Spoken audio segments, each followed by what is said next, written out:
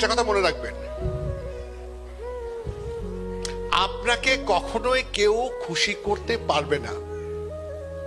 পৃথিবীর এমন কোনো ব্যক্তি নাই যে আপনাকে খুশি করতে পারে ব্যক্তি।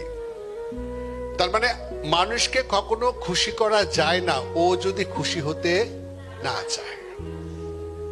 ঠিক তেমনি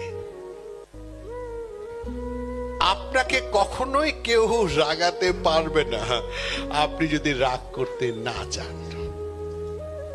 আপনি যদি সকালে বলেন যে আজকে আমাকে কেউ বকুক, অপমান করুক, লাঞ্ছিত করুক, বঞ্চিত করুক, আমি আজকে রাগবো না, দেখি আমাকে কে রাগায়, জীবনও পারবে না। আপনি রাগ করছেন কেন? কারণ আপনি মনে করছেন রাগ করার দরকার আছে, রাগ করার প্রয়োজন আছে। রাগ করা ব্যক্তিত্বের একটা অংশ। রাগ করবো না কি করবো? রাগ ছাড়া কি মানুষ হয় নাকি? রাগ করবো না তো কি করবো? দেখুন, আমি বলি আছে পৃথিবীর শ্রেষ্ঠ মানুষ রাগ করে, ওরা মানুষ না।